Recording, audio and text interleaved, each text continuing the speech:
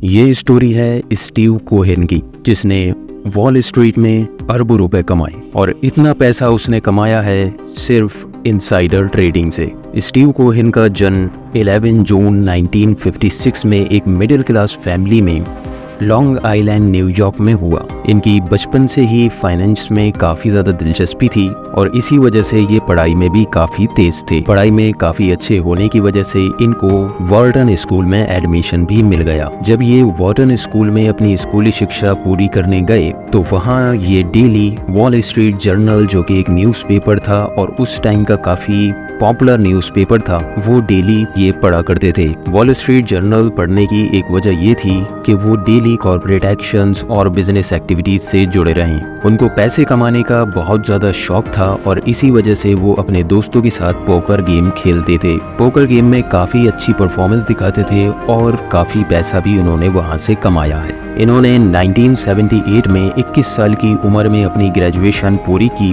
और इन्होंने सोचा कि पोकर खेल खेल कर अब जिंदगी नहीं गुजार सकते, अब कुछ जिंदगी में बड़ा करना चाहिए। इस वजह से ये स्टॉक मार्केट में आने का फैसला करते हैं और इन्होंने ग्रूटल ब्रोकरेज सर्विसेज में जॉब ज्वाइन कर ली। जॉब ज्वाइन करने के बाद काफ़ी कुछ शेयर मार्केट में इन्होंने सीखा और काफ़ी रिसर्च वगैरह अपनी की। उसके बाद इनका कंपनी में पहला प्रॉफिट 3 लाख रुपए का था, यानी कि तकरीबन $3,500 का। सीखते सीखते स्टीव कोहेन ने अपने स्किल्स को और ज़्यादा इनहेंस किया और बढ़ाया और फिर ये 30 से 50 करोड़ रुपए का प्रॉफिट करने लगे। इतने कम टाइम में वॉल स्ट्रीट में किसी ने भी इतना बड़ा प्रॉफिट नहीं किया था। लोगों को इनसे जलन होने लगी और इनसे भी ज़्यादा पुराने ट्रेडर्स इतना प्रॉफिट नहीं कमा पा रहे थे, इसलिए इनके ऊपर उंगलियां भी उठने लगीं। काफ़ी ज़्यादा इनके बारे में चर्चा होने की वजह से और काफ़ी एलिगेशंस, उंगलियां उठने की वजह से 1985 में USEC, जो कि अमेरिका की एक रेगुलेटरी है जैसे कि इंडिया में सेबी है,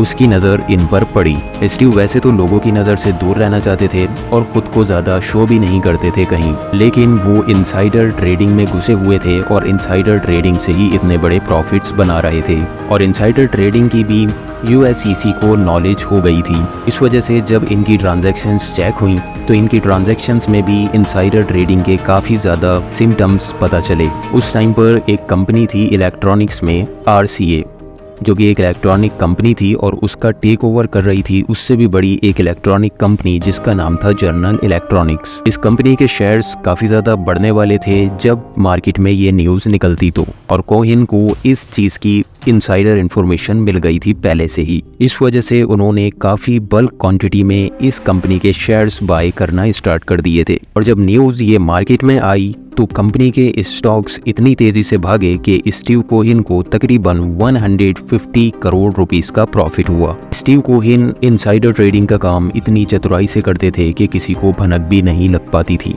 ट्रांजैक्शंस चेक होती थी लेकिन कोई ठोस सबूत नहीं मिल पाता था। इनको 14 साल का इनसाइडर ट्रेडिंग एक्सपीरियंस हो गया था और स्टीव कोहेन एक बहुत बड़ा नाम बन गए थे। स्टीव कोहेन को अब और ज़्यादा लालच होने लगी थी और ये अब और ज़्यादा पैसा कमाना चाहते थे। 100-150 करोड़ से अब ये खुश नहीं थे और अब ये बिलियंस और ट्रिलियंस में अपने प्रॉफिट्स देखना चाहते थे और इतना पैसा कमाने के लिए ये डायरेक्टली ट्रेड नहीं कर सकते थे और अब इनको अपना कोई हेज फंड स्टार्ट करना था। इस वजह से 1992 में इन्होंने एक कंपनी ओपन की जिसका नाम था SAC कैपिटल। SAC का नाम इन्हीं के नाम पर था, स्टीव ए कोहेन। इनकी कंपनी स्टार्ट होते ही पब्लिक ने इनकी कंपनी में पैसा डालना स्टार्ट किया और इनका AUM 170 करोड़ से स्टार्ट हुआ। AUM का मीनिंग होता है एसेट्स अंडर मैनेजमेंट, जो कि पब्लिक का पैसा होता है जो एक हेज फंड को दिया जाता है ताकि वो उसको इन्वेस्ट करे और अच्छे रिटर्न्स निकाल कर दे। और आपको ये जानकर हैरानी होगी कि 3 साल बाद स्टीव कोहेन ने 170 करोड़ को 800 करोड़ में बदल दिया और कुछ ही साल बीतने के बाद 1999 में इनकी टोटल कैपिटल यानी कि टोटल AUM 8000 करोड़ पहुंच गया। इतने प्रॉफिट्स और इतने सक्सेस और इतनी एक्यूरेट काम करने की वजह से स्टीव कोहेन को लगने लगा कि अब इनको कोई नहीं हरा सकता। तभी इनकी लाइफ में एक ट्विस्ट आता है, कंप्यूटर्स। सारी ट्रांजैक्शंस ऑनलाइन होने लगी थी, कंप्यूटराइज सिस्टम हर जगह चलने लगे थे और अब हर चीज़, हर ट्रांजैक्शन मॉनिटर की जा रही थी। अब स्टीव कोहेन को समझ में आ गया था कि उनके जो भी कॉन्टैक्ट्स हैं वो काफ़ी नहीं हैं और अब इनको और भी ज़्यादा समझदारी से अपना काम करना पड़ेगा। इस वजह से इन्होंने अपनी कंपनी में हायरिंग का क्राइटेरिया बना दिया। जो भी ट्रेडर ये हायर करते थे उनका एक क्राइटेरिया था कि जो ट्रेडर अप्लाई कर रहे हैं जॉब के लिए, वो ट्रेडर्स जहाँ भी रहते हैं उनके एरिया के 300 मीटर के अंदर कोई कंपनी का अगर ओनर रहता होगा, यानी कि उनका कोई ओनर नेबर होगा, तो उसको जॉब मिलने की हाई प्रोबेबिलिटी है। या फिर कोई ट्रेडर ऐसा हो जिसके पास रेगुलेटरी का एक्सपीरियंस हो, यानी कि उसने कभी रेगुलेटर में काम करा हो, जैसे कि यूएससीसी है, तो यूएससीसी का अगर किसी के पास एक्सपीरियंस होगा वहाँ पर काम करने का, तो उसको 4 गुना पैकेज में हायर किया जाएगा। इतने प्रोफेशनल तरीके से काम करने की वजह से और इतनी एक्यूरेटली हर चीज़ को एग्जीक्यूट करने की वजह से 2006-2007 में ये one of the richest persons में आ गए थे और इनकी नेट वर्थ $10 बिलियन से भी ऊपर हो गई थी। सब कुछ अच्छा चल रहा था, कंपनी की परफॉर्मेंस अच्छी थी, AUMs बढ़ रहे थे और पैसा भी बन रहा था। इस वजह से इन्होंने अपने प्राइवेट जेट परचेस करने लगे और नए नए घर, नए नए बंगले परचेस करने लगे। अब लोगों को और रेगुलेटरी को समझ आने लगा था कि कुछ तो गड़बड़ ज़रूर है। लोगों को इनसे काफ़ी ज़्यादा जलन भी होने लगी थी और इनसे बहुत बड़े और एक्सपीरियंस ट्रेडर भी इतना प्रॉफिट्स नहीं बना पा रहे थे जितना कि स्टीव ने बनाया। यूएससीसी की भी नज़र इन पर थी और उसको भी डाउट था कि कहीं ना कहीं कुछ ना कुछ तो गड़बड़ है। और तभी इनकी कहानी में एक और ट्विस्ट आया। इनकी कंपनी में नोटिस आता है कि 2 कंपनीज हैं जिन्होंने इनकी कंपनी पर एलिगेशन लगाया है इनसाइडर ट्रेडिंग का और उन कंपनीज के नेम को डिफेम करने का। कंपनीज ने बताया था कि हमारी कंपनी में कहीं ना कहीं गलत ट्रांजैक्शंस हुई हैं और हमारी कंपनी के नाम को डिफेम किया गया है ताकि उसमें शॉर्ट पोजीशंस बनाई जा सकें। इस चीज़ का कोई भी सबूत नहीं मिलने की वजह से ये मामला भी कुछ टाइम बाद ठंडा हो गया, लेकिन रेगुलेटर की नज़र इनके ऊपर अभी भी बनी हुई थी। यूएसए में एक बीमारी चल रही थी उस टाइम पर जिसमें हर साल तकरीबन 40 से 50 लाख लोग अल्जाइमर का शिकार हो रहे थे और इस बीमारी की वजह से वो अपनी याददाश्त भी खो देते थे। स्टीव और उनके एक्सपीरियंस ट्रेडर्स को इतना समझ आ गया था कि जो भी कंपनी इस बीमारी के ड्रग को रिलीज करेगी उस कंपनी के पास पैसा ही पैसा होने वाला है। इस वजह से इनकी कंपनी SSC सिक्योरिटीज के जो एक्सपीरियंस ट्रेडर थे उनकी नज़र इसी ड्रग के ऊपर थी और इस ड्रग के ऊपर रिसर्च कर रहे थे इनके एक बहुत एक्सपीरियंस ट्रेडर जिनका नाम था मार्टोमा।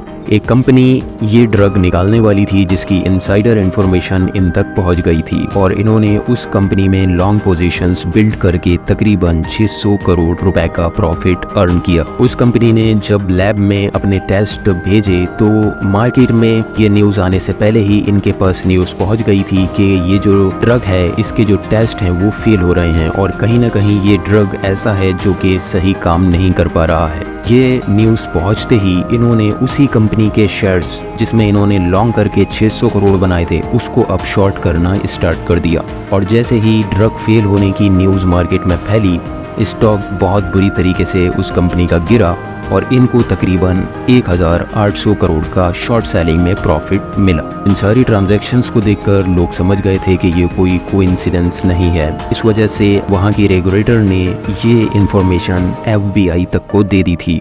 अब ये मामला FBI तक पहुँच गया था और अब इस पे बहुत ज़्यादा भारी इन्वेस्टिगेशन होना शुरू हो गई थी। 2009 तक FBI ने अपनी कार्यवाही को शुरू कर दिया था और अब इनके छोटे ट्रेडर्स को पकड़ा जा रहा था, उनके इंटरव्यूज़ लिए जा रहे थे। FBI का प्लान था कि पहले इनके जो छोटे ट्रेडर्स हैं उनसे पूछताछ की जाए और एक एक करके बड़े लेवल्स तक पहुंचा जाएगा। छोटे ट्रेडर्स से तो FBI को कोई ख़ास मालूमात हासिल नहीं हो पाई, लेकिन उसके बाद FBI के हाथ लगे जोनाथन हॉलैंडर। जोनाथन हॉलैंडर ने अल्बर्टसन सुपरमार्केट चेन में इनसाइडर इंफॉर्मेशन की वजह से काफ़ी अच्छा प्रॉफिट बनाया था और उन्हीं ट्रांजैक्शंस को लेकर FBI जोनाथन हॉलैंडर से पूछताछ कर रही थी।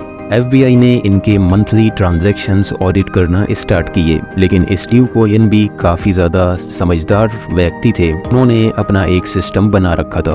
उन्होंने अपने ट्रेडर्स को ऑर्डर दिए थे कि वो जो भी इनसाइडर ट्रेडिंग से ट्रेड्स अपने एग्जीक्यूट करेंगे उनको वो अपने हिसाब से रेटिंग देंगे, 1 से 10 तक रैंक कराएंगे और उसमें जो भी टेक्निकल नॉलेज है वो लिख कर रखेंगे कि हमने ये टेक्निकल्स देखे थे इस वजह से हमने ये ट्रेड एग्जीक्यूट किया था, इससे कि किसी को भी शक नहीं हो पाएगा कि इन्होंने इनसाइडर ट्रेडिंग की है। ये सबों को मंथली ऑडिट में यही दिखाते थे कि हमारी ये स्ट्रेटजी थी। इन चीज़ों को, ये प्राइस एक्शन पैटर्न्स और वॉल्यूम्स को देखकर हमने ट्रेड्स को एग्जीक्यूट किया था। इतनी सारी ट्रांजैक्शंस और इतनी सारी चीज़ें होने के बाद भी कोई ठोस सबूत FBI या फिर USEC को नहीं मिल पा रहा था। लेकिन 2010 में कुछ ऐसा होता है जिससे बहुत बड़ा इम्पैक्ट आता है। नवंबर 2010 में वॉल स्ट्रीट जर्नल, जो कि उस टाइम भी एक बहुत फेमस न्यूज़पेपर था, जिसने एक न्यूज़ पब्लिश की कि SAC कैपिटल्स पर FBI और USEC की नज़र है। ये न्यूज़ पब्लिक होते ही SAC कैपिटल डिफेम होना स्टार्ट हो गई और लोगों में तरह तरह की बातें SAC कैपिटल को लेकर होना शुरू हो गई। तभी 2011 आते आते FBI ने मार्टोमा के खिलाफ सबूत इकट्ठा किए और उनको हिरासत में ले लिया फार्मा ड्रग केस के अंदर। SBI और USEC ने मार्टोमा को काफ़ी ज़्यादा फोर्स किया कि वो स्टीव कोहेन का नाम ले लें, लेकिन मार्टोमा ने कभी स्टीव कोहेन का नाम नहीं लिया। और इसके पीछे भी ये कहा जाता है कि मार्टोमा का कॉन्ट्रैक्ट था स्टीव कोहेन के साथ और स्टीव कोहेन ने मार्टोमा से बोल रखा था कि उनका नाम कभी नहीं आना चाहिए। वो अगर अंदर चले जाएं या उन पर कोई भी कार्रवाई होगी, उसके जो भी लीगल बिल्स होंगे वो सारे स्टीव कोहेन ही पे करेंगे, उनको कुछ नहीं होने देंगे, लेकिन उनका नाम कभी बाहर नहीं आना चाहिए। FBI USEC भी शॉक में थे कि इतनी कौन सी लॉयल्टी है कि ये बंदा स्टीव कोहेन का नाम लेना ही नहीं चाह रहा है। FBI और USEC ने ये तक मार्टोमा से बोल दिया था कि अगर वो स्टीव कोहेन का नाम ले लेंगे तो उनकी जो सज़ा है वो काफ़ी कम कर दी जाएगी, लेकिन उसके बाद भी मार्टोमा ने कभी स्टीव कोहेन का नाम नहीं लिया। ये सारी चीज़ें देखकर स्टीव कोहेन को ये तो समझ आ गया था कि कहीं ना कहीं चीज़ें उस तक जल्द ही पहुंचने वाली हैं और FBI और USEC के हाथ उस तक भी पहुंच सकते हैं। इस वजह से स्टीव कोहेन ने फैसला किया कि वो रेगुलेटर यानी कि USEC से सेटलमेंट कर ले और वो 3000 करोड़ का ऑफर USEC को देता है सारा मामला सेटलमेंट करने के लिए। रेगुलेटर से सेटलमेंट करने के बाद कुछ मामला ठंडा तो हुआ, लेकिन USEC अभी भी चाहता था कि स्टीव कोहेन को कोई ऐसी सज़ा हो जिससे कि और इनसाइडर ट्रेडर्स तक भी ये मैसेज पहुँचे कि अगर वो इनसाइडर ट्रेडिंग करेंगे तो उनका अंजाम बहुत बुरा होने वाला है। इस वजह से अभी भी USEC स्टीव के खिलाफ एविडेंस इकट्ठा करने में लगी हुई थी। तभी उनके हाथ एक एविडेंस मिलता है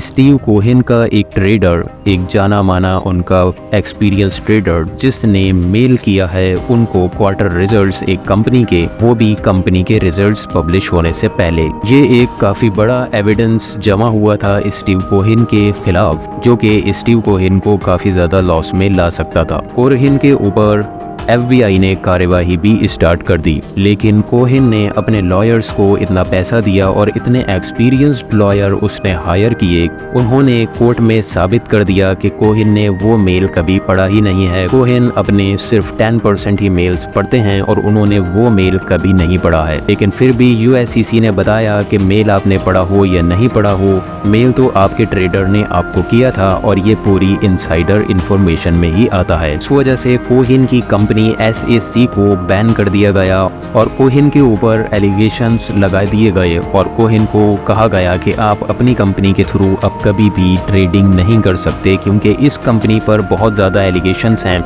इनसाइडर ट्रेडिंग के।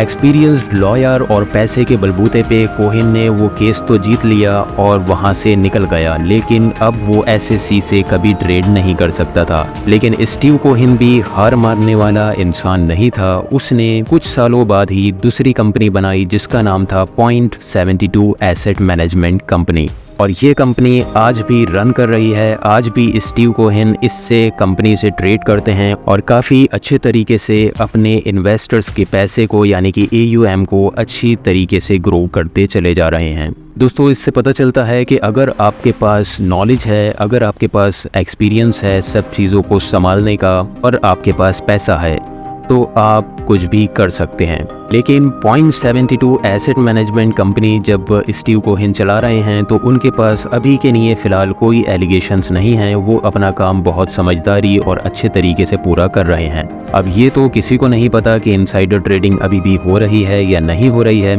आपको क्या लगता है वो ज़रूर कमेंट में बताइएगा। लेकिन फ़िलहाल कंपनी इनकी अभी अच्छे तरीके से काम कर रही है और यूएस का एक जाना माना ये हेज फंड है Point72 एसेट मैनेजमेंट। ये स्टोरी यहीं पर ही दोस्तों फिनिश होती है। वीडियो अच्छी लगी तो लाइक ज़रूर कर दिएगा वीडियो को, औरों तक भी शेयर करें ऐसी इंटरेस्टिंग स्टोरीज़ के लिए। बाकी इंसान को हमेशा गलत कामों से बचते रहना चाहिए और इन सारी चीज़ों से अच्छा कि वो सही जगह सही तरीके से दिमाग लगाए और एक लीगल और वाइट मनी अर्न करे। किसी और पर भी अगर आपको केस स्टडी या फिर बायोग्राफी चाहिए तो उसका नाम ज़रूर कमेंट में बता दिएगा। मिलते हैं ऐसी नेक्स्ट वीडियो के साथ। Thanks for watching.